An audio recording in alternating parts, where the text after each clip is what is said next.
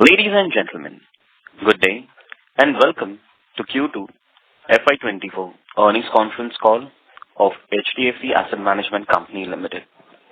As a reminder, all participant lines will be in the listen-only mode, and there will be an opportunity for you to ask questions after the presentation concludes.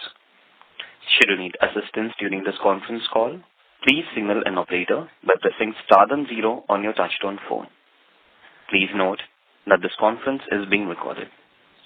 From the management team, we have Mr. Navneet Manot, Mr. Naozad Sirwalla, and Mr. Simal Kanuga. I now hand the conference to Mr. Simal Kanuga. Thank you, and over to you, sir. Yeah, thanks. Good evening, and thank you for joining us today. Before we dive into specifics, we would like to highlight a change in reference to some of the data points in our presentation. As against our usual schedule, results have been advanced by a week or two. The change was made to ensure synchronization with the quarterly results reporting of HDFC Bank. It is important to note that as of now, not all the necessary industry data for September is made available. In instances where September data is still pending, we have substituted it with August data. We have done this to present the most accurate and timely information possible. We'll refresh our presentation in the forthcoming days once necessary data for the month of September is released, and the same will be made available on stock exchanges as well as our website. Let us start with some level of industry level information. The quarterly average assets under management continued its impressive growth, reaching rupees 47 trillion, marking a 20% YOY increase. Actively managed equity-oriented funds are getting nearer to the 50% mark of the total AUM, with QAUM of rupees 23.1 trillion, a notable uptick of rupees 18.4 trillion recorded a year ago, signifying 26% YOY growth. During the same period, the Nifty 50 price return was 15% and the Nifty 500 price return was 17%. This indicates that the industry's growth outpaced the benchmark indices and attracted significant inflows. Debt funds displayed healthy interest, with QAUM surging to rupees 10.3 trillion in the quarter ending September 23, up from rupees 8.8 trillion in quarter ending March 23. B30 MAUM category continues to exhibit a healthy growth rate. This highlights the high level of acceptance of mutual funds even in B30 markets. The share of B30 in the overall MAUM and equity MAUM remained steady at 17 and 27% respectively. Systematic investment plans continued their upward trend, recording flows of rupees 160 billion in September 2023, a notable increase compared to rupees 130 billion in corresponding month of the previous year. Over the quarter, SIP flows totaled to rupees 471 billion, constituting 27% of industry's total gross equity flows. Now we'll move to our company's performance. Our quarterly average AUM crossed the rupees 5 trillion for the first time and reached rupees 5.25 trillion, a growth of 22% YOY. Our market share demonstrated positive momentum, with overall QAUM market share of 11.2%, and when we exclude ETF, the number is 12.5%. Our actively managed equity-oriented funds, AUM based on closing basis, crossed the figurative milestone of rupees 3 trillion and saw an increase of 40% YOY as against 28% for the industry, resulting in increased market share. Our quarterly average AUM for debt funds moved to rupees 1.37 trillion, up from rupees 1.18 trillion in March 23, a growth of 16%, or rupees 0.19 trillion. Our quarterly average asset mix continued its tilt towards equity, with equity-oriented funds now constituting 58% of our AUM, significantly higher than that of industry at 51%. Furthermore, even in terms of customer profile, we have remarkably higher tilt as compared to that of the industry in favor of individual investors. As for August 23, individual investors MAUM accounted for 68% of our total monthly average AUM, higher than the industry average of 58%. Our unique investor base continues to expand, reaching 7.9 million unique investors at the end of September 23 as against 40.4 million for the industry. This suggests that nearly 1 out of every 5 investors have reposed their faith in HDFC mutual fund. Over the last 1 year, industry did add 4.4 million unique investors. During the same period, we added 1.8 million unique investors. In September 23, we processed 5.86 million systematic transactions amounting to rupees 22.4 billion. For sake of comparison, the corresponding amount in June was rupees 18.9 billion and for September 22 was rupees 14.3 billion. We have seen a growth of over 50% on YOY basis. We have further expanded our product portfolio, especially in the sectoral thematic space. During the quarter, we launched non-cyclical consumer fund, transportation and logistics fund, technology fund, and pharma and healthcare fund. We also launched the Nifty one-day rate liquid ETF. Our wholly owned subsidiary in GIFT City has secured all necessary approvals and licenses. We have filed documents and plans to launch first set of funds during the current quarter, subject to necessary regulatory approvals. Finally, moving to financials, our second quarter revenue growth from operations came in at rupees 6.43 billion, reflecting 18% YOY growth, while other income amounted to rupees 1.22 billion, as we did experience a healthy mark-to-market growth on our investment portfolio during the quarter. Our operating profit for the second quarter came in at rupees 4.67 billion, a growth of 20% YOY. Operating margin for the first 6 months increased to 35 basis points as compared to 34 basis points in the first quarter of the current fiscal. The effective tax rate has rationalized in this quarter.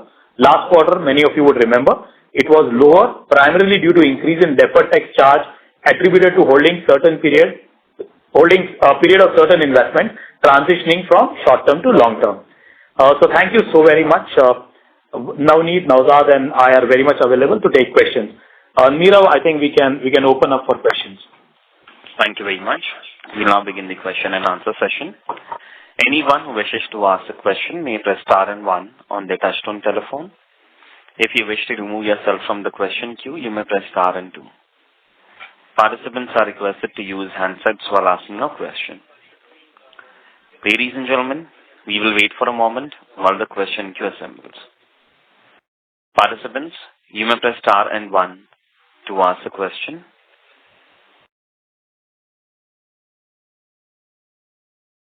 The first question is from the line of Sandeep Agarwal from Naredi Investments. Please go ahead.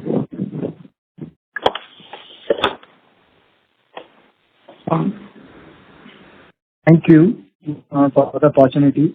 My question is regarding SIP flow. It's approximately 16,000 crore and increased by 36% year-on-year basis. And so, HDFC SIP flow is increased by 56% year-on-year basis. Any specific reason you want to share for this higher growth?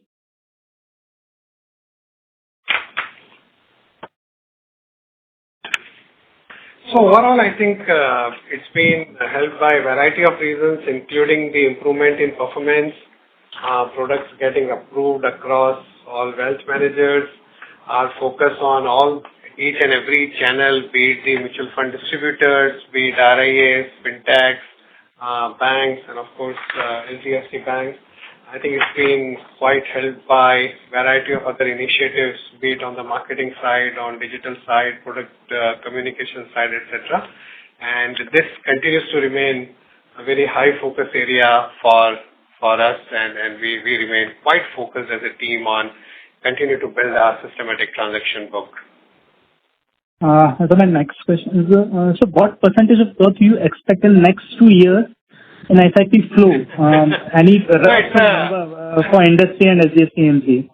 Yeah. So I mean, over the last several years, we have been seeing continuing, improvement in the overall SIP flows in the industry. I think combination of factors. I think great track record of the industry over a long period of time, which is acknowledged by a lot of investors. I think it's focused on transparency, increased transparency of the product relative to any other investment vehicle for people. That's giving more confidence. I think it's technology, making it easier for people to invest, easier to get more information. And of course, the tremendous focus of the industry and all of us, the players in the industry, on investor education. So I think a couple of these factors have led to this growth. And despite the volatility in the market over the last 4 or 5 years, the most heartening feature in our industry has been continuing step up in the SIP flows month after month. And we have always been highly focused. I think over the last 5-7 years, industry has grown a lot on that front, and we have grown. But even much before SIP or systematic transactions became a household name at HDFC AMC, we have always been very focused on promoting the concept of disciplined investing and then long-term investing through SIP and systematic transactions. Thank you, sir.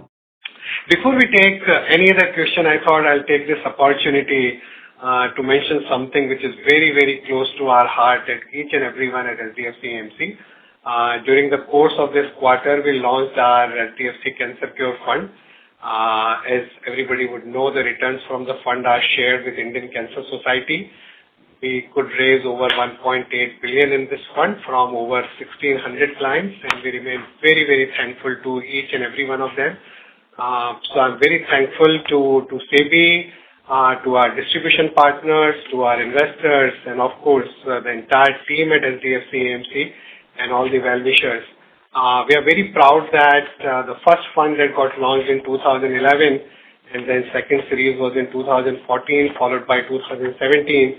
And after a gap of few years, we finally have been able to launch the fund and continue the great legacy. This has been one of the greatest innovation by any AMC in the world, and we are very proud that we are continuing that legacy. So I thought I'll take this opportunity to thank everyone. Thank you very much. Next question is from the line of Kunal Thanvi from Banyan Tree Advisors. Please go ahead. Hi, thanks for the opportunity. So I had two questions. One was on the debt side of the business. When we look at YOY growth for the industry and HDFC AMC, we have grown at a slower rate compared to the industry. Can you talk about what's happening on the debt side for the industry and for us? What is the mix of growth in active versus passive? Also on the shorter duration versus longer duration. So that's on the debt. And the second was on the yield. So when we look at our yield improvement, we have seen there has been a sequential improvement in the yields. Can you break this up for us? What was the yield for the equity book and for the debt book separately? These are the two questions I have. Sure. So on the debt side, your first question, the debt market share has increased on a QOQ basis. The loss that you see on the YOY basis is mainly due to our lower participation in debt index fund. We have mentioned it earlier that our market share is lower there. Some of the funds that got launched earlier have been able to raise much more money than what we have been able to raise. But I wouldn't read too much into this. Our market share in debt, excluding index fund, on quarterly average AUM basis for quarter ending September 23 stood at 14.5% and was flat year on year. In actively managed fund, we continue to enjoy a very healthy market share, which has been pretty stable. I think the loss is on account of the debt index fund. He was looking for just plain simple equity, debt, and liquid yield. So I think, Kunal, on equity, we are at 67 basis points. We are at 27, 28 on debt and around 12 basis points on liquid. That's okay. Sure. And Simal, on incremental flows that you're getting, it will be lower than this. Have you seen any improvement in the incremental yields as well for the equity? No, of course it is lower than the book. So we are not able to obviously get in flows at 67 kind of basis points. Though the NFOs that we did, all of them were at 90, 100 basis points kind of yield. You can see the direct plan expense ratio. They are all in that kind of a range. But flows into our larger schemes, that is still in the band that we have mentioned in past, in that 50 to 60 kind of a range. Sure. Well, it makes sense. Okay, and on the debt side, what I wanted to understand more about was on the overall industry, how the debt as a category is doing and how do we look at it from both, shorter and the longer duration side of the thing, and active debt from a longer term perspective, because in 4-3 quarters back, we have talked about, passive gaming growing at much faster rate. How do we look into the debt side of the business from a longer term perspective?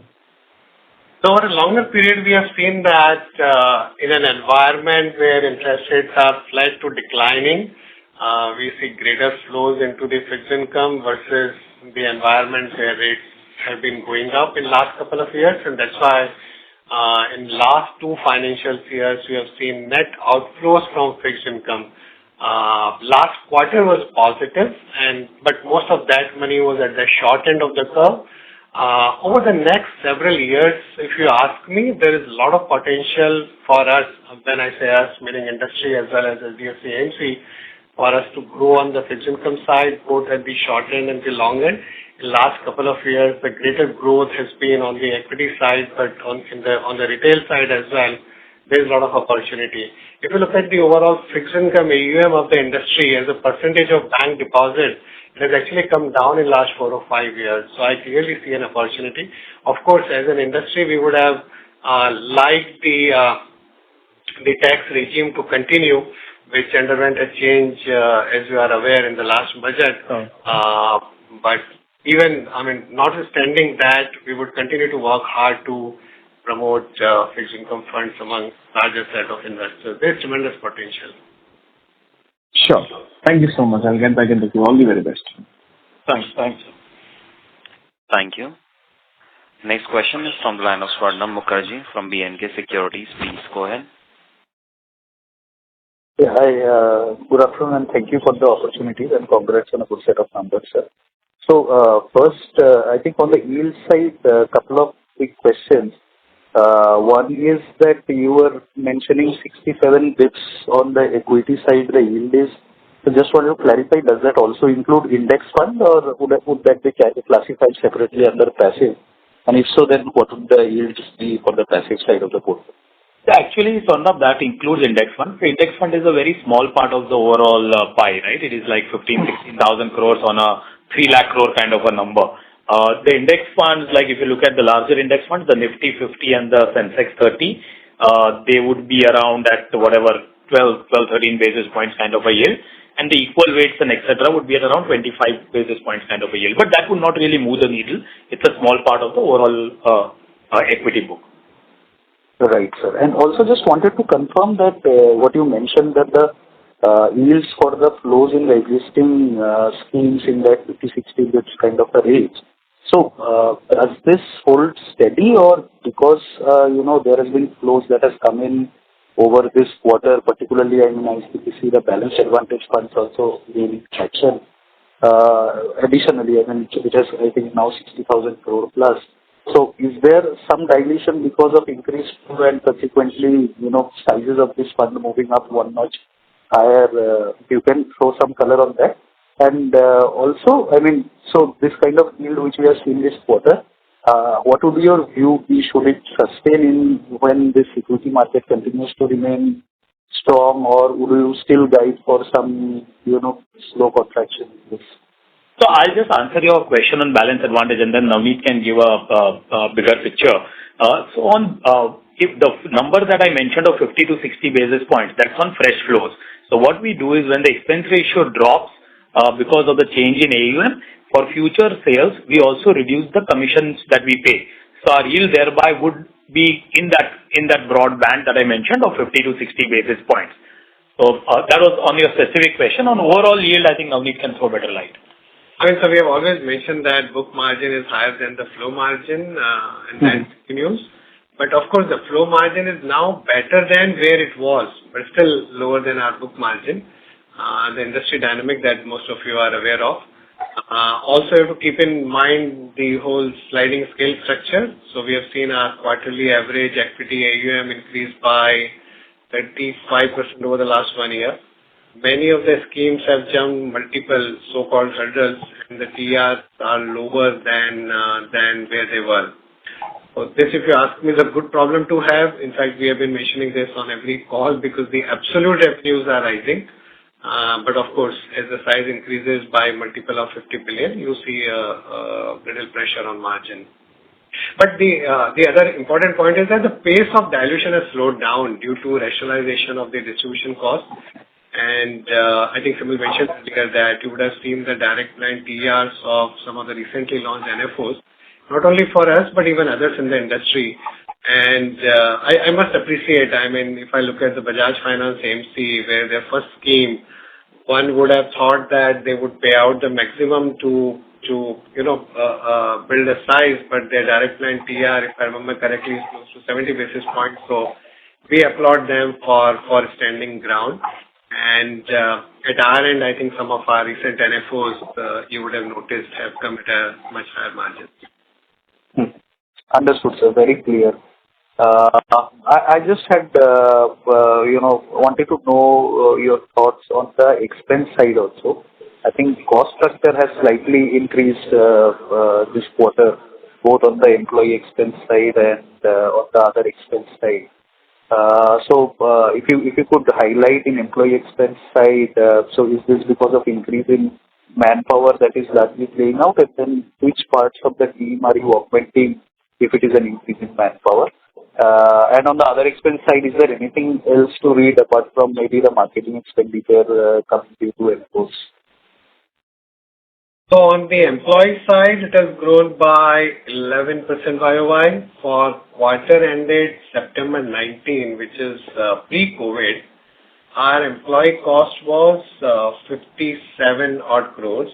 As against that, the employee cost for this quarter was 92.9 crores. If we take out the non-cash cost of ESOP, then the number is 79.8 crores. So this is a CAGR of 8%. On the other expenses, so they have grown by 22% YOY. But if you look at in absolute amount terms, and this is the point that Navzad and I have been making in last couple of calls, that it's about 12 crores of additional spend. You would appreciate that the percentage looks higher on a lower base, and the increase is primarily due to increase in general business-related expenses, including travel.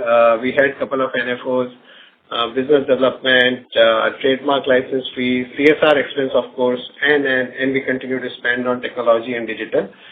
We think this is necessary and will benefit business materially over a period of time. Sure, sir. So just wanted to know your thoughts that, the employee expense. Overall, I think from the pre-COVID period, I think that this point was made in the last quarter. That's from quarter ended September 19. The CAGR on this front is 9%.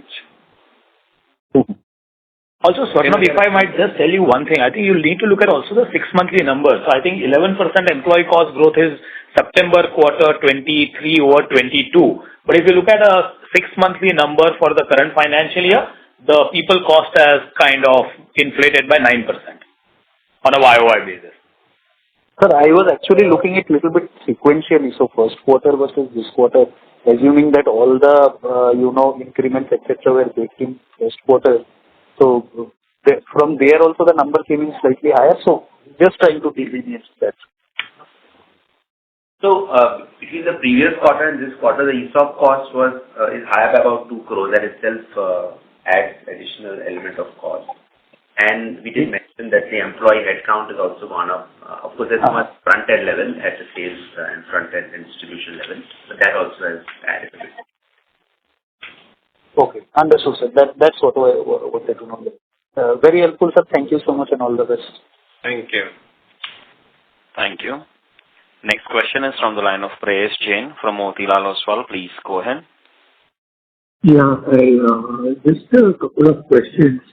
Firstly, on the SIP book, could you give some understanding at the industry level as to what is I understand our large portion, majority will be equity, but some specific as to what is the direct equity or hybrid at the industry level and for HDFC AMC?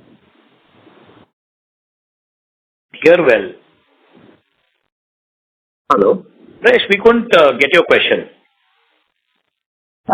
The SIP share of equity and hybrid. What will be the share of equity hybrid in SIP at the industry and for HDFC AMC? Oh, in the SIP, it would be the total SIP. It will 95. It is 95% plus in. Give you the. It is well into 90s. Definitely well into 90s. Okay. And pure equity or hybrid will be included? It will be mix of both equity as well as hybrid. Okay. Got that. And just extending the point of what previous guy was asking about the employee cost.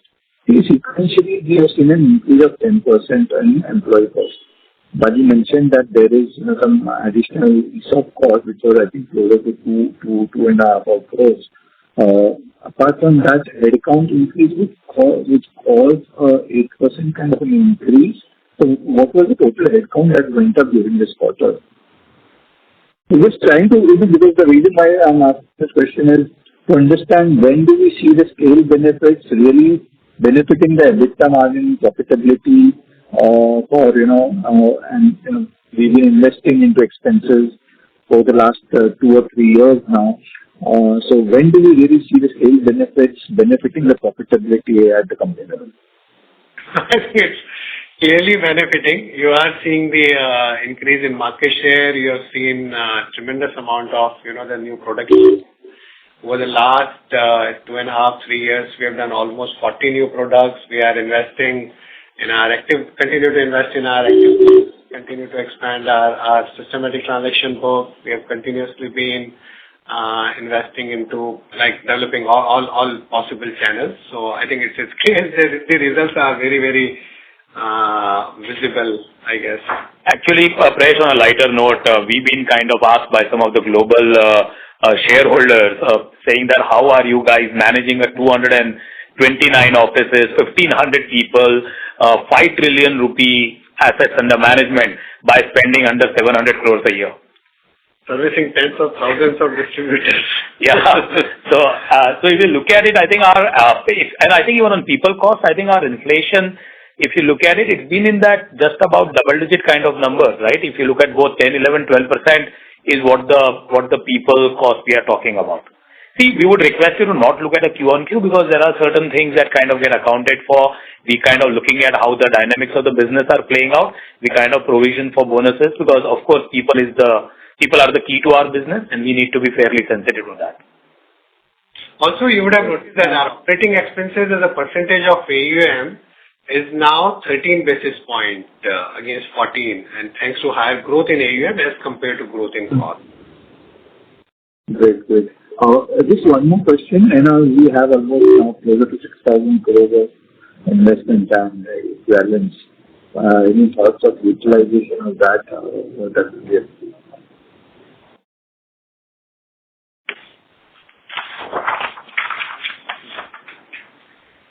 Yeah, so our dividend payout ratio for financial year 23 was increased to 72%, right? We obviously can't second guess what the board would decide, but we should continue to see an upward sloping trend on dividend payout ratio. We of course need capital for skin in the game compliance. Currently, that number is about 500 crores is skin in the game investments into our own books. We are intending to see some upcoming funds in GIFT City from our balance sheet. We already invested a lot of capital from our balance sheet in the AIF strategy that we have launched. And we do look at all acquisition opportunities that come by. So having cash on hand does help at that point. Great. I think that would be it from me. Thank you. Next question is from the line of Lalit Deo from Equirus Securities. Please go ahead. Yeah, good evening, sir. Thank you for the opportunity. Congratulations. Lalit, sorry to interrupt you, but your voice is not coming clear. Can you please speak through the handset? Yes. Yeah, is this better? Yes. Yes. So just wanted to understand, so if we see the equity AUM channel mix, so we see that the share of directly owned originated equity AUM has increased. So just wanted to know your thoughts on the channel-wise market share on the flow side, like where we are seeing the most improvement in our market share across which channels. And that would be my first question. And the second question will be, so now with the change of control to HDFC Bank now, so what are the changes which we have done at the ground level to improve the mix, to improve the contribution from HDFC Bank to HDFC AMC? So I think I'll just take the first part of your direct plan. So I think we have always maintained the direct plan book share is around 22-23%, but as against that, the flow share is in late 20s. So you are seeing the one reason for tilt towards more and more towards direct plan is because of that. Secondly, even if you assume flat market, no flows, the direct plan does have a lower expense ratio, and thereby you will see a 20 to 30 basis points positive impact on the share there on an annual basis. So that is one part, and Navneet would address the whole HDFC Bank.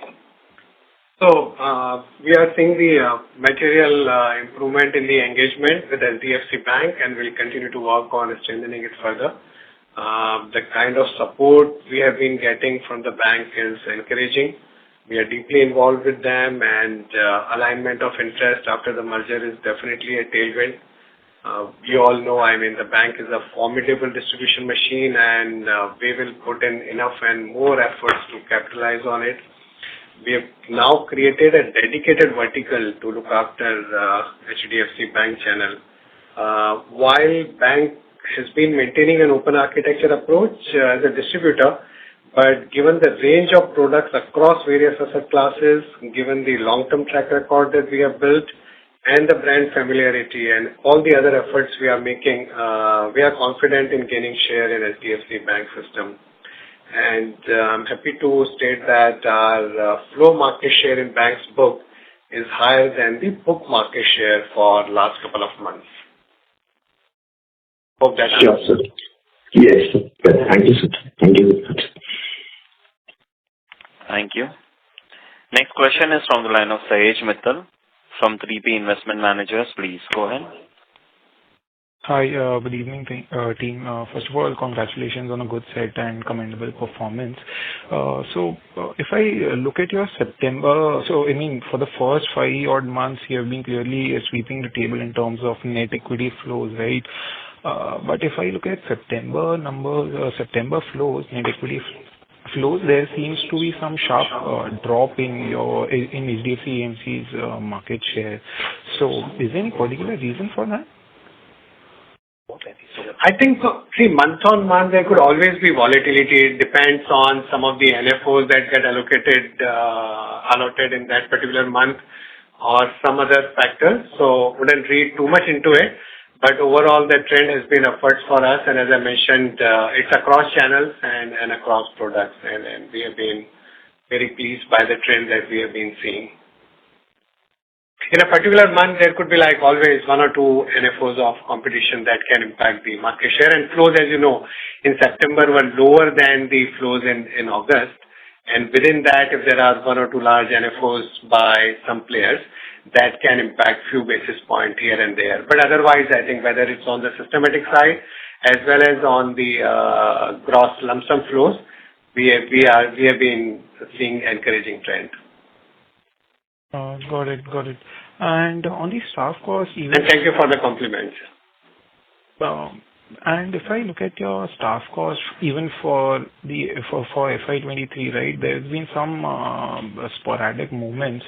So from here on, are we saying that the staff cost will remain at these levels, 93 odd crores, in the second half as well?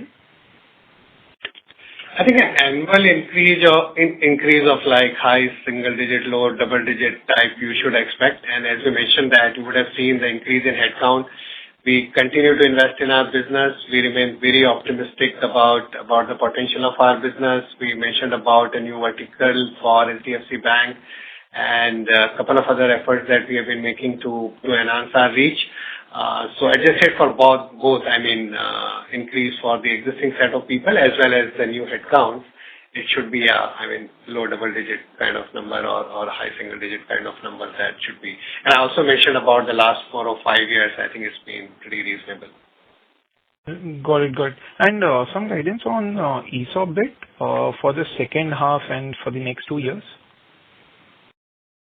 Actually, we had mentioned this in our call in April when we allotted the stock option, that the annual cost, which is basically driven by Black-Scholes on the basis of accounting, the first year cost, if I remember, the total cost, if I remember correctly, of the entire issue was around 55 crores.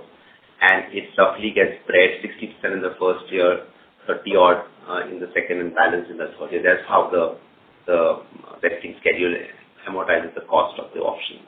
That would continue. So to your point, next year, for example, the non-cash comp would come down because 60% of the cost would have been taken in the first year of the issue.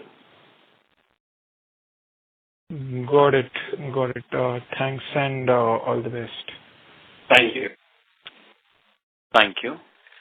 Next question is from the line of Madhukar Ladda from Nuvama Wealth Management. Please go ahead. Hi, good evening. Am I audible? Yes, sir, you are. Yes. Hi. Congratulations on a good all-round operating performance. And, most of my questions have been answered. Just, a couple of small ones. One, you've given your active equity AUM, and I think you also mentioned what the industry number was in the beginning, but I missed that. So can you give me what your market share is and how that has moved in active equity AUM? Maybe last couple of years, what has happened over there? Yeah, it is there in the presentation, Madhukar. So we have gone to active equity September QAUM at 12.4%. A year back, this number was 11.5%. But isn't that the total on a total AUM basis? So that is actively managed. If you go to slide number 11 on the presentation, it has these details. Okay, maybe I missed that. Second,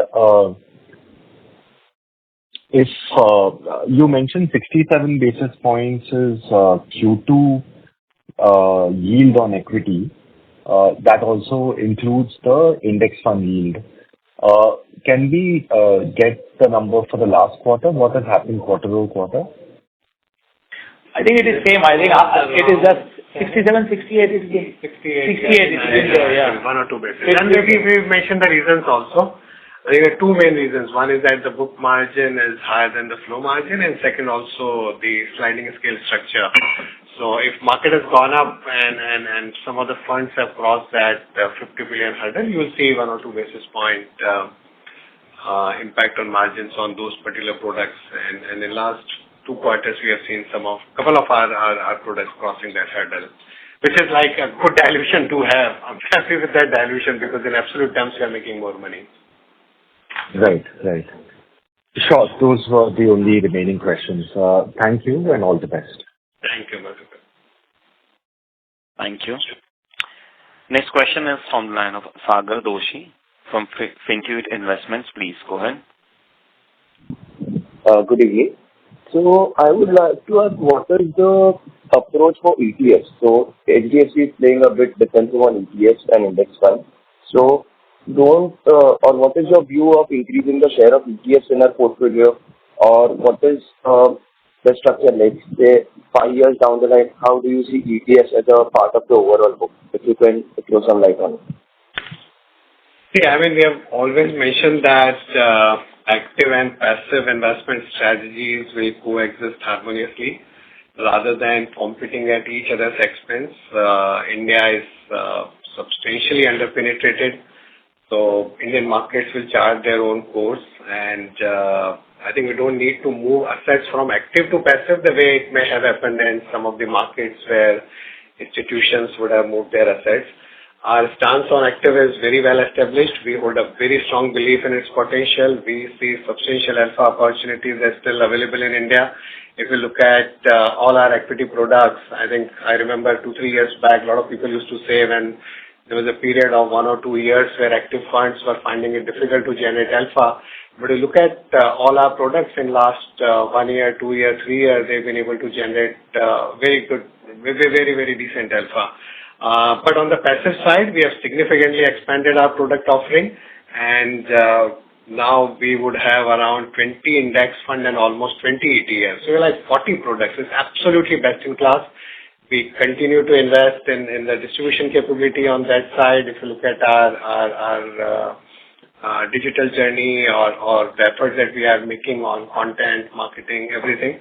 So our goal has been to serve as a one-stop destination, offering a complete product range to cater to all our customers' investment needs. So, a customer needs an active product, we have best-in-class portfolio. A customer needs passive, we have an absolutely best-in-class portfolio with best-in-class journey.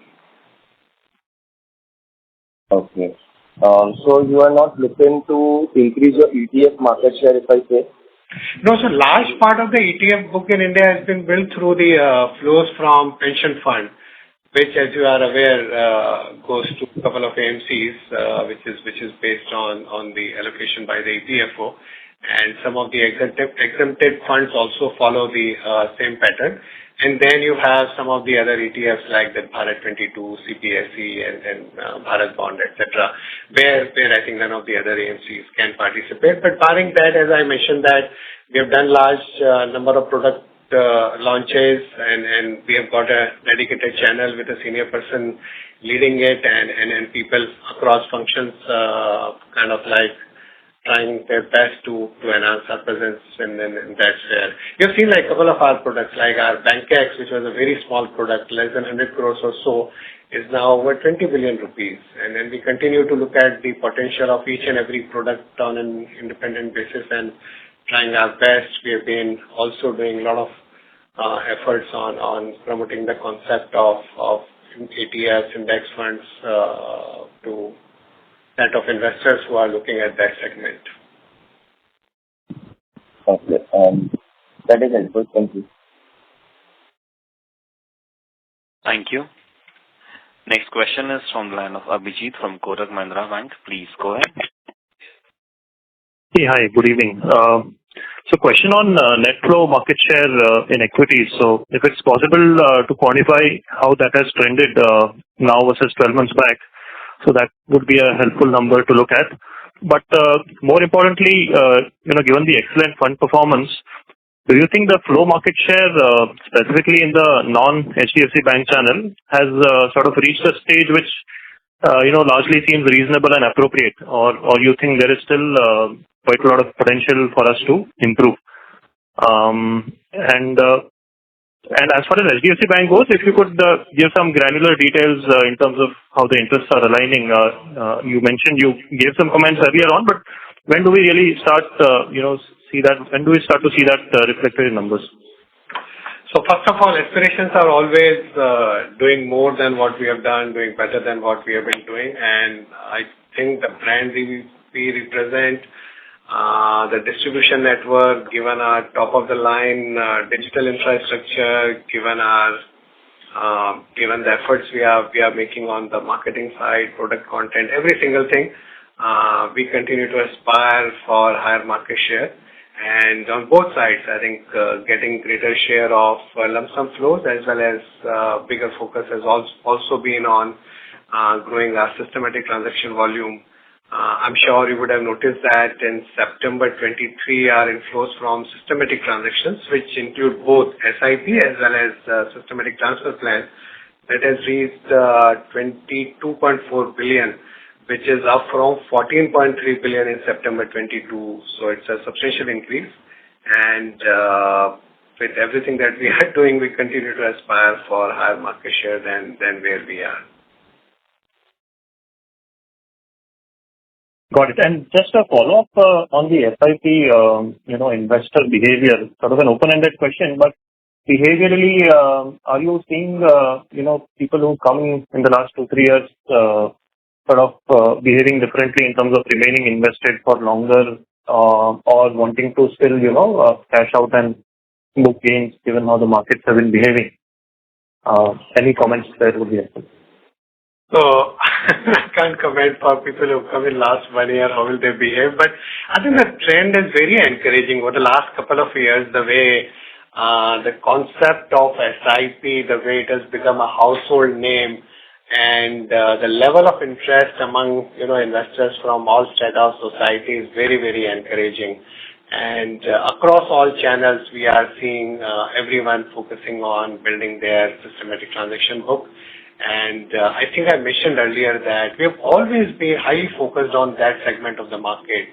We have always promoted the concept of the power of compounding, long-term investment, disciplined investing, and that has kept us in good stead. And as an industry also, we continue to make efforts that people look at equity investing from a very long-term perspective and don't get swayed by volatility, but take advantage of it by remaining disciplined, and SIP is a great tool for that. So, of course, I mean, in last 1 or 2 years, the newer investors who have joined, I think time will tell, but we remain confident that with all the efforts industry is making in terms of investor education and what individual fund houses are doing, the behavior will continue to improve. Got it. Thanks a lot and all the best. Thank you. Thank you. Next question is from the line of Dipanjan Ghosh from Citi. Please go ahead. Hi, good evening. A few questions from my side. First, you alluded to the fact that, because of higher AUM growth, some of your schemes have changed slabs for the past few months or quarters. So just wanted to get some sense when you mentioned this number of 67.5 bits of net yields on your equity fund. Will the exit run rate also be similar? I would assume that this is the average for the quarter. Or should we see some more impact over the next few months? Second one... Sorry, can you repeat that? I didn't get that. So, you mentioned that your net yield on the equity funds is around 67.5 bits. Now, I would assume that this is average for the quarter. But because over the last 3 months, which is July, August, September, most of your equity schemes have changed slabs. So has the entire impact of changing slabs, reduction in gross TER, captured in this net realization number? The exit run rate, let's say in September or October, will be somewhat different from 67.5? Assuming mix has not changed. So, Dipanjan, if the AUM remains constant where it is, right, for the next 90 days, it would be 67, assuming there are no inflows, no outflows. Got it. Second question on the distribution part. On the equity mix, we have seen increase in national distributors and decrease in MFDs, consecutively over the last 12 months. So I would assume that the flow movement would be even higher, more skewed towards NDs. So just wanted to get some, and in this context, on your equity-oriented market share gains, if I split it between retail and HNI based on AMFI classification, it seems a lot of it is driven by HNI segment. So can you just triangulate this distribution mix change and your equity market share gains and what is really happening out there?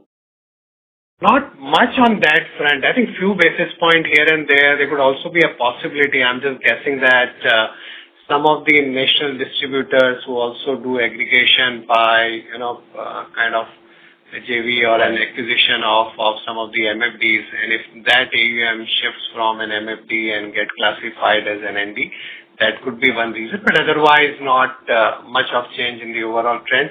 I think almost all the channels continue to grow their book. Your other question was on... Yeah, so this was the part. So broadly, probably you're saying that, it is more of a movement of agents towards more of a... I'm just guessing. I think few basis points here and there could be... Also, I think some large transactions can play, right? One large private bank, which like say somebody like a Julius Baer goes into national distributor and they get in some large money from one family. Those things can kind of skew things here there, but not... There's no distinct trend as such, Got it. Lastly, one data keeping question. See, when I look at your employee base movement during the quarter, obviously it has increased quite a bit. So just wanted to get some sense of whether the entire fixed cost of that has been captured in this quarter's base or some of it might get captured in 3Q or 4Q. So you are right. We were around 1250 odd in March 21, and now we are at 1439. So if you look at the overall growth of our business, that's not much. We continue to believe that business has a lot of runway for growth, and the headcount increase is on account of, we are also developing new businesses, but large number of people would be in sales and distribution. Whether heavy lifting is, I think a lot of heavy lifting has already been done. This would have got captured, but of course, I think if somebody joined yesterday, their salary bill will be there for the rest of the year, but I don't think it's really going to substantially move the needle. Got it. Thank you and all the best. Thank you. Thank you. Next question is from the line of Saurabh from JP Morgan. Please go ahead. So just 3 questions. One is on page 17. So HDFC, you guys have... Saurabh, sorry to interrupt you, but we are losing your audio in between. Can you please speak through the handset? Yeah, this is better now. Sorry? Yeah. Yeah. So basically, just on page 17 of the presentation, so you guys seem to have added almost 40% of the incremental, unique investors in the industry. So will you talk about like what's driving that? Is it just performance or is there something else? Second is just on this HDFC Bank point, how much is bank, how much are you as a percentage of bank distribution of mutual funds? And the third is, any thoughts on the revised consultation paper at SEBI? Yes, please. Thank you. So on the unique customers, I think, you noticed it rightly that I think we've been able to capture a very high market share among the unique investors that have got added to the industry. And the reason are, I think, a mix of several things. Of course, our performance in most categories is top-notch. That's clearly helping us with all the other efforts that we are making, whether on better engagement with distribution, with top-of-line digital infrastructure, with all the marketing efforts, so on and so forth. And it's across channels. So it's whether it's national distributors, banks, MFDs, as well as fintechs, who have also been growing quite fast in terms of number of new investors that are coming to the industry, and we are present across all channels and remain highly focused on that. Second question of his was HDFC Bank book market share and flow market share. So I mentioned earlier that flow market share is higher than the book market share.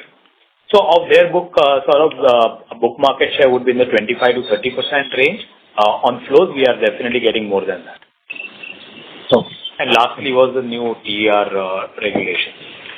So there, honestly, I have nothing new to say on that. The status quo is where we are. We have discussed this before, so won't repeat much on that.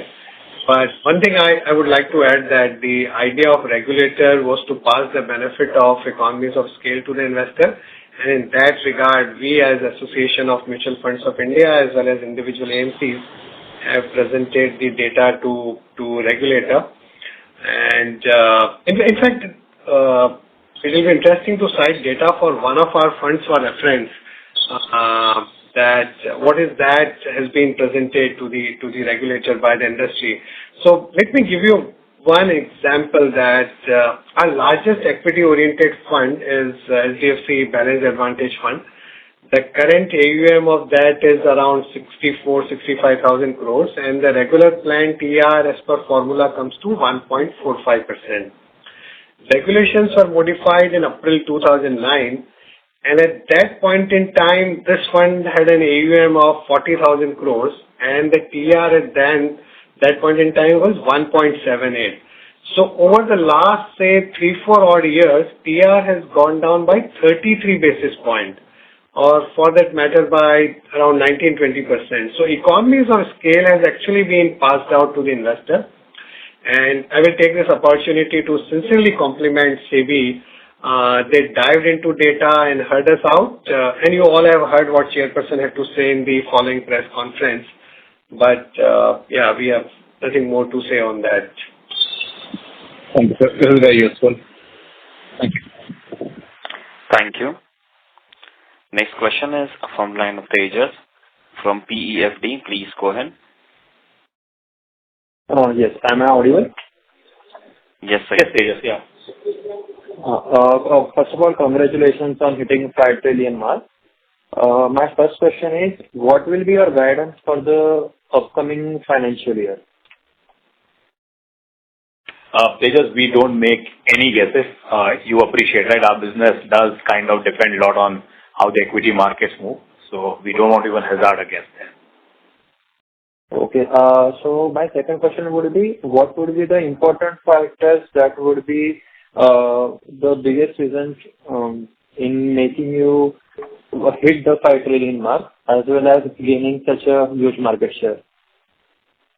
So I mean, a variety of things. I've mentioned and maybe in different contexts, I think the brand that we represent, the presence that we have, the partnerships that we have built over the years, I think our product range, the performance track record that we have, one of the longest running track record of our funds, it's a combination of all of that. Okay, sure. Thank you. Thank you. Next question is from the line of Mohit from BOB Capital Markets. Please go ahead. Yeah. Thanks for the opportunity and congratulations on a good set of numbers. Just one question in terms of unique customers. Now we have got good 20%. So just wanted to understand their behavior in terms of how sticky they are, and if you could throw some light in terms of who are these customers in terms of age group, profession, that is salaried or self-employed, that would be helpful. We don't have that data readily available, Mohit. Maybe we'll reach out to you and try and share that information.